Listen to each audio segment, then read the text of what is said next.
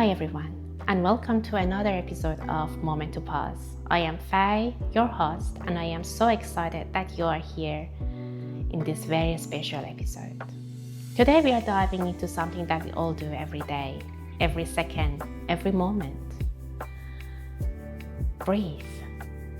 In yoga, breathe is so much more than taking air in and out.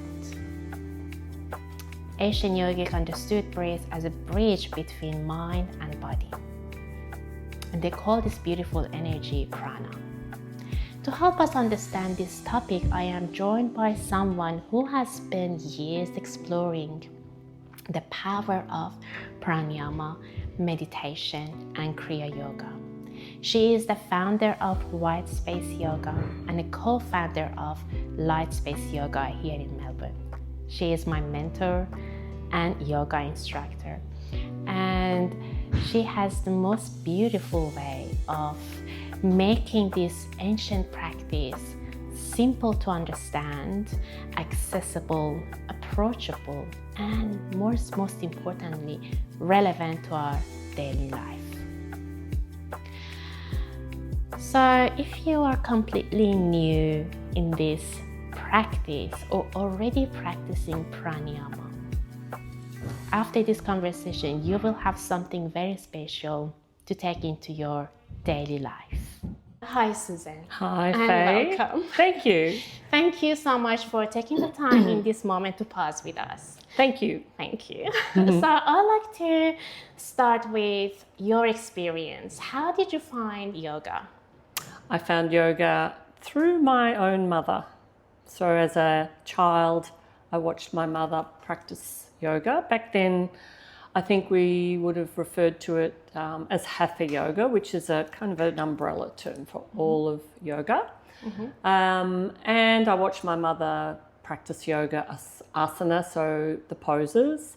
I kind of grew up with it, so started practicing myself as a teenager and fell in love with it really from the first moments of practicing a physical asana practice.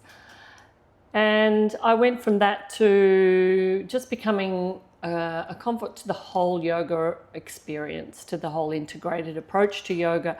And I grew over many years to explore everything else associated with yoga, because it's not just about asana and the poses. It is really life. So yoga is a way of life. So I embraced it, and I found that part of the practice that was more important really than just moving from pose to pose was the pranayama and the breath, as well as meditation practices and all the other things that are associated with yoga as a full technology. But pranayama is something that's part of the 8 limbs of yoga, so it's an integral part of the experience of yoga, because otherwise just doing a shape, or you might as well be, as one of my teachers used to say, you might as well be doing gymnastics. Nothing wrong with gymnastics, yeah. But so without the breath, it's not yoga. Without prana and being aware that it's a life force, that it's a change of energy exchange, and we can use it to both calm and be connected and calm the nervous system, but we can use it also to elevate and enliven when we're feeling low on energy. So it's not just about going into a state of calm, but it's also about elevating your energy and your consciousness. Exactly. Thank you. That's actually a very nice point. But Susan, how would you explain that? What is this energy that we have? What is this actual prana means? It means, prana means life force, and pranayama means the movement of prana through the body. So it's an energy, and as is everything is energy. And so prana is this life force we bring in through our breath. So we're not just breathing in air, but we're taking in a life force. And you could take it further and say, there's a frequency associated with that breath, and we when we take a normal breath, an unconscious breath, we're not really aware of it. It's an unconscious, involuntary part of our physiology.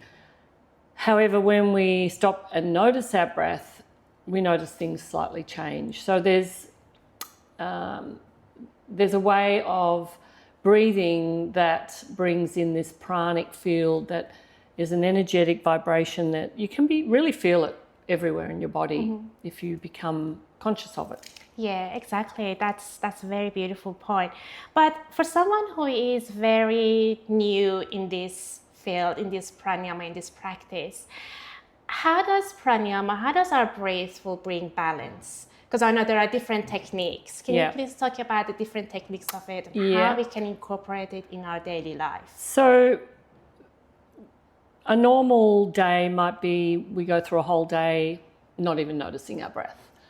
Typically, we would just breathe to the chest. Not always, but typically people would be breathing and not really notice. They might be breathing in their nose, they might be breathing in their mouth, but it might be quite shallow. It's when we're practicing a conscious breath, we can notice if that's actually the case, if we're only stopping at the chest. So we're not actually using the physiology of our respiratory system either, which is meaning that we're really not getting the benefits of a full breath into our lungs. So our lungs will not be strong. So typically there's a shallow breath. Typically because of that, we're not using our diaphragm, which is the muscle right under the lower ribs here. And it's an umbrella-shaped muscle, really important muscle in the body. And when we breathe fully, and we call it a yogic breath, that diaphragm pushes down and we get a little inflation into the belly. So we sometimes refer to it as a belly breath, breathe right down to the belly, we might say, meaning using the diaphragm muscle to push that breath and push the belly out. When we exhale, the diaphragm comes back up or just pushes up and it actually pushes the air out. So it's a cycle of breath that moves the diaphragm muscle. So therefore we're actually feeling a beautiful expansion into the lungs as well. So the lungs are getting a lot more of the prana. And when the lungs are getting more prana, the cells are getting more prana. We're feeling it really throughout the whole body. There's a flow-on effect through the whole body because the nervous system is stimulated. So the pranayama is very much about the nervous system. And so for someone that's never practiced conscious breathing, really it's just a matter of being conscious, of noticing it, you know, whether eyes closed or eyes open. Sometimes it helps to close the eyes and just notice how you're breathing, but simply a conscious breath. And that might mean noticing if it's shallow and then perhaps trying to lengthen a little bit more, breathing in for maybe 3 counts and breathing out for 3 counts, something like that. The other thing that is often noticed by an unconscious breather is that there might be a tendency to breathe in and out of the mouth, which is not recommended because the air is very cold. If we take it in the mouth, the nose has air, filters the air. We've got little hairs in the nose that filter the prana coming in, so it warms, and that's much better for our lungs. And if we're breathing in the mouth, we're not getting the benefits. Yeah. That's right. Okay. That's very beautiful to say that, explain that. But Susan, before that I touched in that in the ancient yogic, I believe that the breath is the bridge between the mind and body. So how can we explain in a more simple way for someone that is very new in this? The bridge really comes from quietening the nervous system. So when we're more conscious with a conscious breath, we're more inclined to start slowing the thoughts because we're focusing on the breath. When we're moving around our day and we're just sort of breathing shallowly, The mind's pretty crazy. We call it in yoga the monkey mind, as you know. And it's that mind that's just going from random thought to random thought, and we kind of don't even notice the thoughts either. There's a connection between the breath and quietening the mind. There's a focus associated with a conscious breath. So we're going away from random thoughts to focusing on the breath. So whether that's counting the breath, a certain technique with the breath, just the simple consciousness of going from unconscious breathing to conscious breathing will start to change the mind. So the mind becomes more conscious. Now, that doesn't necessarily mean more calm, because some breath practices are not designed to calm the body. They're designed to be more energetic, but at the same time, there's still a consciousness there that you're present to that. Okay, so as you mentioned, there are different techniques that we can do to energize our body and mind, and also to calm down. So can you please tell us a few techniques we can do, for example, in the day, or sometimes that we are feeling a little bit down or nervous? What are the techniques that we can use? So a very easy, common technique would be an even breath. So breathing in for 3 in the nose, breathing out for 3. So just a really simple, breath controlling, kind of controlling the breath without straining. 3 might be plenty for someone that's not conscious of their breath, and they mightn't have a lot of capacity in their lungs. It might be in for 4, out for 4. So when I say count, it'd be like in 1, 2, 3, out 1, 2, 3, something like that. Another lovely breath practice is what we call square breath or box breath, and it's about retaining the breath after the inhale and retaining the breath after the exhale. And the breath in, the retentions are all the same length. So it's like a square, if you like. It's so a 4-part even breath. So in for 4, hold the breath for 4, out for 4, hold the breath out for 4. That's another excellent technique. The other easy techniques are alternate nostril breathing. So breathing in one nostril by holding and blocking the opposite nostril. So breathing in the left nostril, exhaling the right, breathing in the right, exhaling the left, using the thumb and the ring finger to switch. And that's a very popular and well-known pranayama, because it's balancing the brain. So what it is doing is bringing in the balance of yin and yang, of the sympathetic nervous system and the parasympathetic nervous system. So we're going back to balance. So if we're feeling low on energy, it's really useful. If we're feeling too stressed and too in the head and we need to calm or be feeling anxious, it's excellent as well. So it's a very balancing breath practice. There's hundreds and hundreds of breath practices, but they're the ones that are really lovely to go to on a daily basis, to just have a simple practice when you perhaps feeling that you need it, noticing that you just need to stop for a moment. Stop the thoughts for a moment. Yes, exactly. But and also I think so the technique that Susan just mentioned calls Nadi Sadhana. It means alternate nostril breathing. And Sadhana means purification. Is that right? So it's like basically purifying and balancing your mind and your body, I think.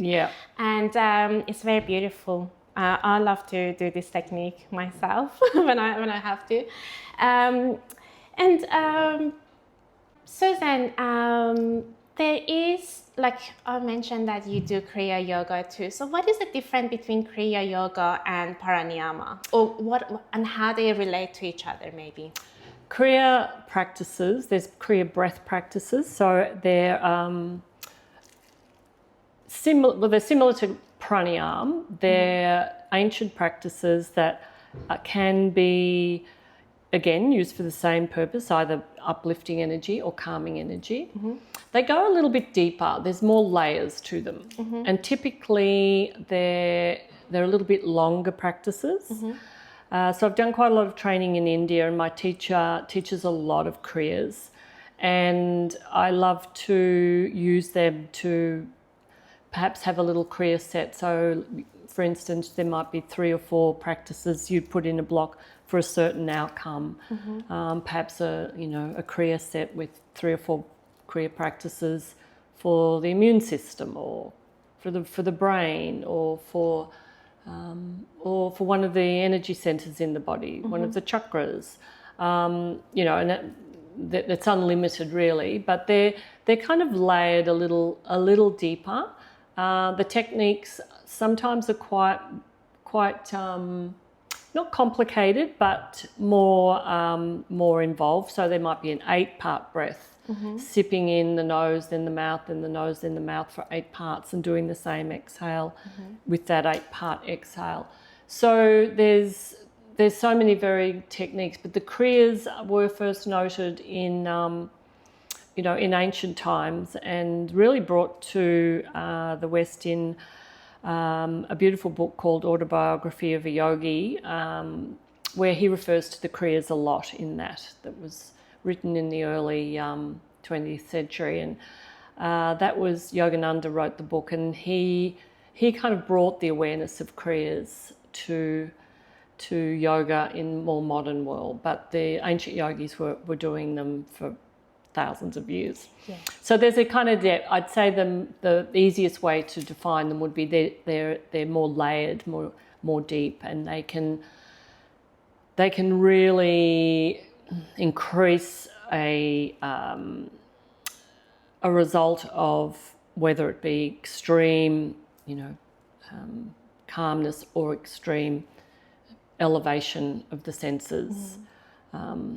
I always say certain Kriya practices are the best natural way to get high. So you can feel quite amazing after a sequence of Kriya practices. That's not to take anything away from pranayama practices. They're still breath practices. With Kriyas, there's also, they're not only breath Kriyas, there's mantra Kriyas.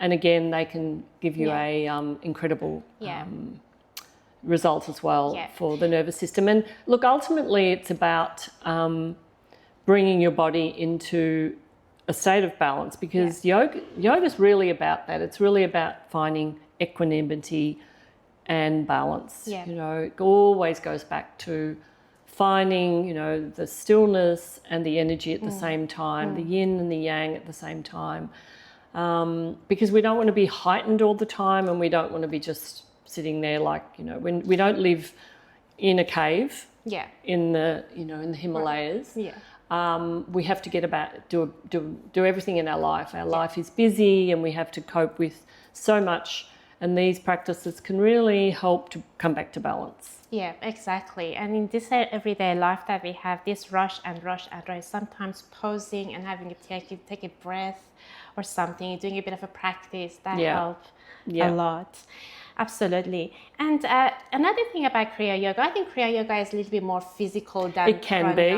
It can be quite physical. And they're not all physical like that. Some of them are very, very calming, but some of them do involve using the arms.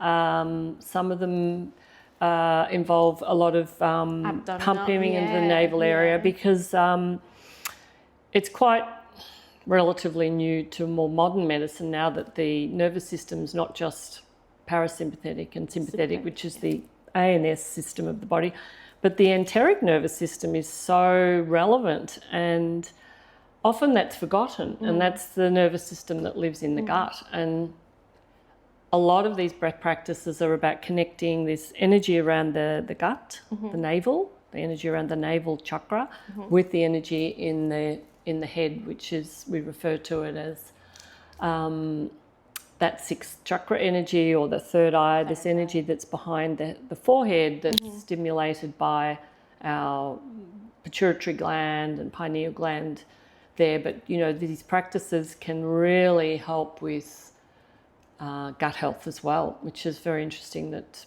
we only talk about gut health sometimes in terms of nutrition, but definitely in terms of pranayama and kriya. Yeah, absolutely.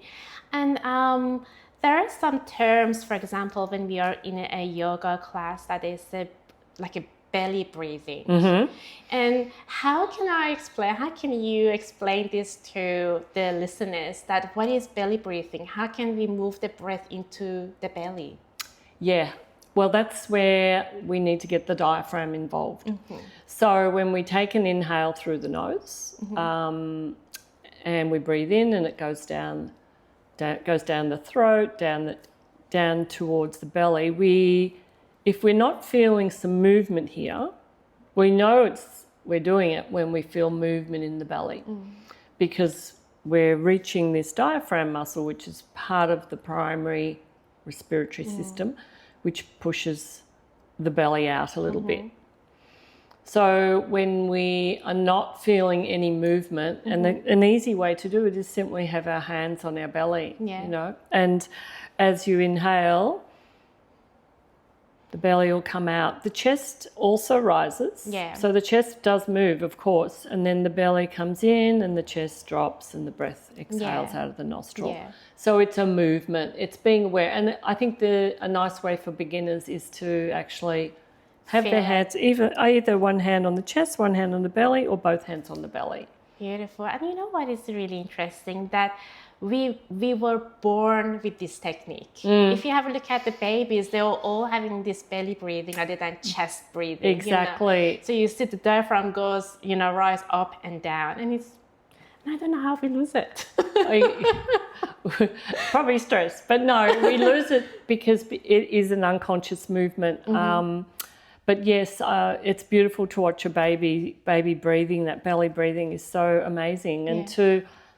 And really what happens in life is we kind of return to where we came from, even in that way, even in the way we breathe. Yeah.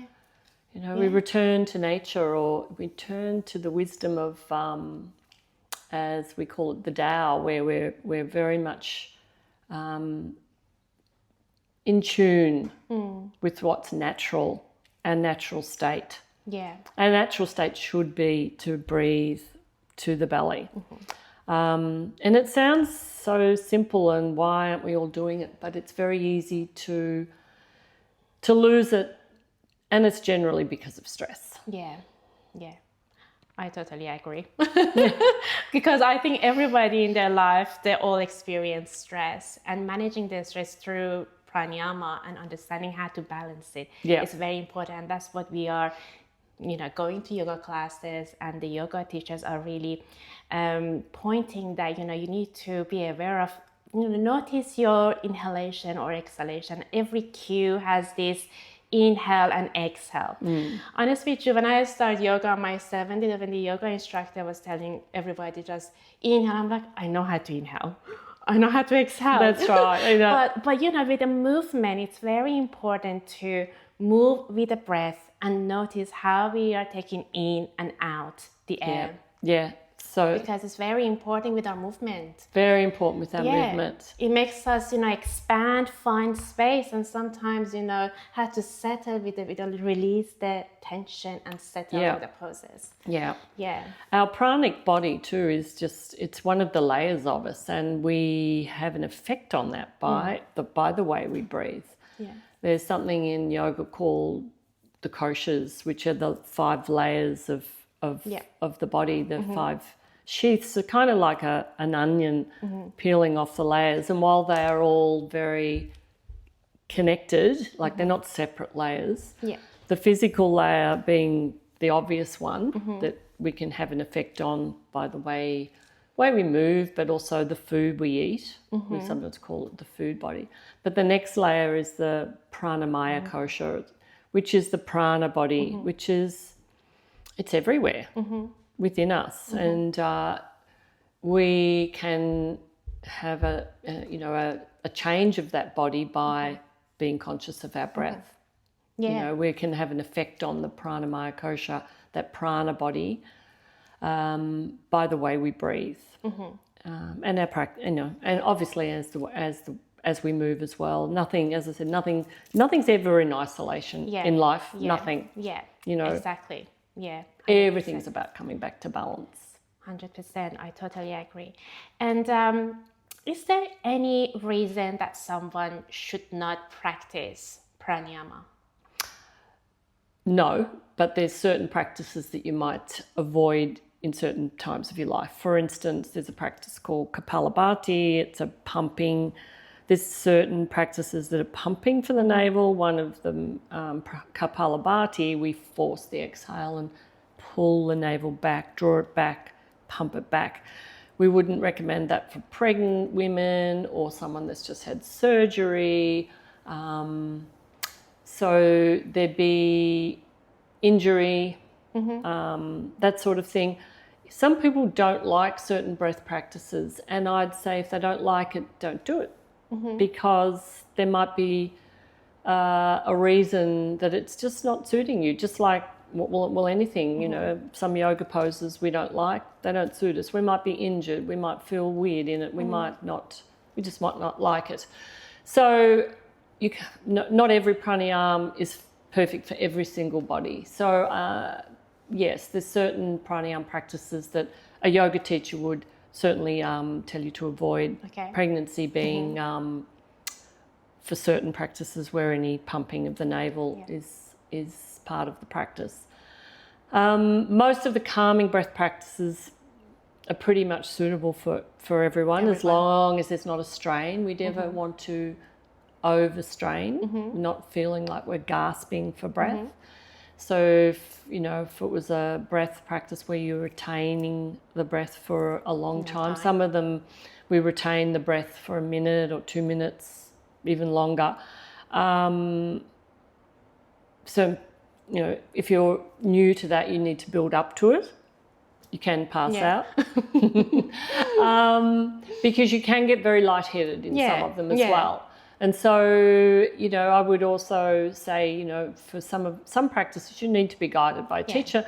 But the typical ones that we chatted about earlier, very easy to do by yourself. They're simple, and it's pretty much about bringing in a consciousness to the way you breathe. Yeah. And then just noticing it. We sometimes. We might do something, perhaps even in a yoga class, the yoga teacher might suggest we're going to do this practice. And then after it, you might feel nothing. It might be, oh, that didn't do anything for me. And so it's nice to notice what we notice, to sit with it and go, gee, I feel so much calmer now. Or, oh, no, I didn't.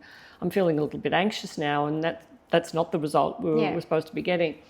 So, becoming more aware of yourself, becoming more conscious of yourself and self-aware is such a great thing, such an amazing thing, because we have the power to change everything about ourselves. Absolutely. And what an amazing point that what we need to do basically, just notice what we are noticing and just basically listen to our body. It happens so many times that our practice doesn't have the effect that everybody talks about it, but it doesn't mean that we have to stop doing it. It means that, practice means practice, and change will never happen over a time. Change happens over years and years of practice. You might not feel it at the beginning, but at the end, you will get there. Susan, how pranayama relate to meditation, or how pranayama help meditation? Yes, it helps a lot. So a practice of meditation is not easy for everyone, and some people say, I can't meditate. I hear it all the time. I'd love to meditate, but I can't. My mind's too busy. My mind's too chatty. I can't meditate. I was one of them, by the way. A lot. It's most people's story. And one thing is we have to find the meditation technique that suits us, and there's a lot. Once we do that, it is a practice, and it involves being committed to doing that. The practice of pranayama before meditation can be extremely helpful, and it's part of my practice, because it's not easy to just sit and go, that's it, I'm going to sit and meditate. it's like anything, if we use a pranayama first, we can go easier into the meditation. So if you're sitting to meditate, whatever time of the day it might be, and expect that once you've closed your eyes, for instance, if it's a closed eyes meditation, and that what is going to happen, well, the mind is going to be still. If it's early in the morning, thinking about the lists you've got through the day. If it's later in the day, thinking about all the dramas of that day, or what you've got to do later on the night, or you might have places you've got to go to. So the practice of pranayama before you meditate is a way of quietening the mind to make it easier to slide deeper into meditation. So in my meditation, for example, I'll do two techniques. I'll do a nadi shodhana always, so alternate nostril breathing. And then I do another technique that is only taught teacher to student, that my teacher taught me. It's referred to as Kriya 1, and I can't explain it because it's only sort of taught teacher to student, a private, but it involves a mudra with the tongue on the roof of the mouth, and the technique, you do it for about a minute, or 2 minutes at the most, and after both those, the mind is just quietened. It's quieter because you've been in a more conscious breath practice, and there's a focus there. A focus, or dharana as we call it, it's a precursor to dhyana, that quieter state that we want to go into. Yeah. So when we focus on something, whether it's the breath or counting or these techniques, you're already kind of, it's like you're halfway there, if you like, and then you whatever your technique is, you can kind of drop into that. I like mantra technique, and so I'm already feeling quite calm, and my mantra comes, and it's just easier to go into a state of meditation that is calmer, quieter, where you descend, you transcend to that, to moments of those blissful states you reach in meditation. And not always. I mean, sometimes you've got to go back to noticing that you've got a busy mind that day. No meditation is ever the same as the one before it, but the breath is very, very important, I think, before meditating. And it's only a few minutes. It's like it's a short practice that it's a bit like if you're going to go for a run, you do a couple of Achilles stretches and stretch your hamstrings. Yeah. You do a little bit, bit of a stretch, and then go for a bit of a jog. Yeah. It's like preparing to go into the meditation. It just makes it easier, calmer, quieter, and it's just really lovely. Yeah. Amazing. You mentioned about the technique that is teacher to student. How does it happen? Like, can you tell us a little more of yes, that? I've got a teacher in India that I've trained with a lot over the years, a nun, who runs a place called Sattva Yoga Academy, and these techniques of teacher to student also came from Yogananda in Autobiography of a Yogi, where Kriya 1 is also mentioned in that book, where the technique was taught by a teacher to a student. There's certain techniques that are given privately, and Kriya 1, and there's a Kriya 2 as well, which are only given privately from teacher to student. It's nothing weird or... And you cannot share it with anybody that what is this, because it's not suitable for someone else? It has to be taught and shown in a private, in a private meditation class. So when I teach my private yoga students to learn to meditate, I teach them that. It's part of the course, if you like. It's part of them learning the technique of meditation, but it includes, well, obviously Nadi Shodhana they usually know, but we review that, and then Kriya 1. And then a more advanced meditation student who has been practicing for quite a while can also learn something called Kriya 2, and that's another technique that you do before you meditate. And it's only used as a pre-meditative practice. Okay. So it's not used, in another Kriya set or a pranayama set, but Kriya 1 and Kriya 2 would only be used in as a personal pre-meditation breath practice. Okay, that's very interesting. Love that. Yeah. Amazing. Maybe I should come to one of the private yoga Maybe you classes. should.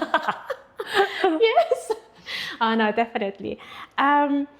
Susan, for those that completely new in this practice and want to start, can you please explain to us where to start, how to start pranayama? Yeah, I think probably there's obviously a lot of opportunities to do practices online these days. You can do YouTube and things like that. I think it's nice to be in an atmosphere where you're being taught pranayama, preferably though. And I'm not saying that doing something online solely is there anything wrong with it, but I think more benefit would come from being in either a studio, yoga studio, where that they offer pranayama as part of the teachings in that studio. There's Kriya yoga, there's Kundalini yoga centres. Our studios, in pretty much most of our classes, there'd be a portion of pranayama, whether it's a vinyasa flow, slow flow, yin. So I think finding a studio or finding a yoga teacher and make inquiries. Our breath practice is part of the teachings at your studio or you as a teacher. Yeah. So asking the question that you want to start to practice some pranayama techniques. But most yoga that's true to yoga would offer that. Obviously, sometimes hot yoga or certain yoga might not, but I'd say for anyone new, ask the question. Okay. Yeah, ask the question and do some research on the teacher, on the studio, and see if it's going to suit you. Part of being a yoga student, I think, really is connecting as well. Yeah. To where you're going to go. Yeah. It's really important to us that we're very much community, focused. We want people to feel included, and we're very inclusive. So the connect needs to be there for the student, to feel like they feel comfortable there. Yeah, exactly. Yep. Yeah. Beautifully said. And so do you mind if I ask you to guide us in pranayama practice? Yes. Like for a couple of minutes? Yes. One of your favorites that we can do all together? Yes. All listeners ready? All right. Well, I think we'll do 4-part breath because it's a nice simple one to do. Great to do sitting up. It's also good to do lying down. So anyone that's listening that wants to do this in bed, if they're feeling like they're feeling a little anxious even before sleep, it's a beautiful pre-sleep. You can do it in your bed and then you'll feel much more relaxed and perhaps go to sleep more easily. Yeah. All right. Okay. So I'll count you and I'll guide you through it. And so let's just take a moment, take a couple of centering natural breaths in and out the nose. Just feeling quite centered and present. And I'll guide you now. So we're going to, as I said, do a 4-part breath. We'll breathe in for a count of 4. We'll hold the breath for a count of 4. We'll breathe out for 4, hold it out for 4. And I'll continue to guide you through with just staying on that count. So when you're ready, inhale, 1, 2, 3, 4. Hold, 1, 2, 3, 4. Out, 1, 2, 3, 4. Hold, 1, 2, 3, 4. In, 1, 2, 3, 4. Hold. 1, 2, 3, 4. Out. 1, 2, 3, 4. Hold. 1, 2, 3, 4. In. 1, 2, 3, 4. Hold. 1, 2, 3, 4. Out. 1, 2, 3, 4. Hold. 1, 2, 3, 4. Just do 2 more on your own. Counting your own breath, but at the same time observing that that breath in involves your belly, that your diaphragm pushes your belly out a little bit. And on that slow exhale, the belly draws in, the chest drops, and there's a movement. There's a movement of prana coming down and in and contract, all expansion. And then just do one more complete round.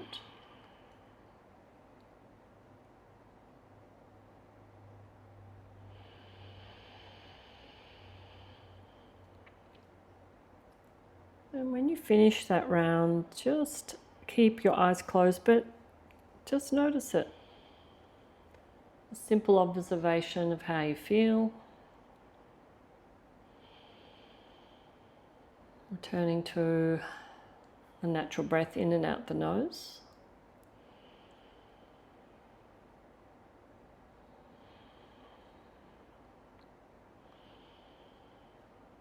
Very good.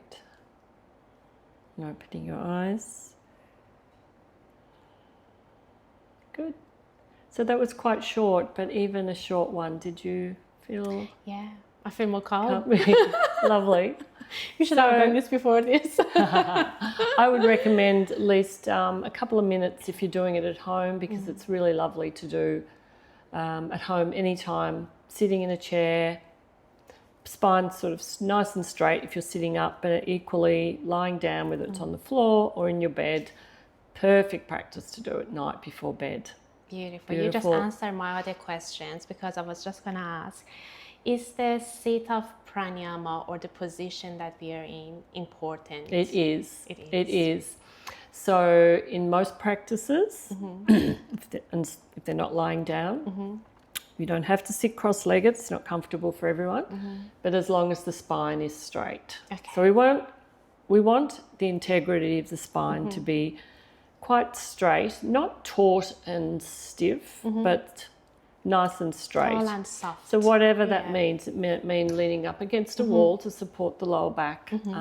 But yes, nice and straight, because there's an energy in the spine, and we want the freedom of that energy in the spine to be able to move.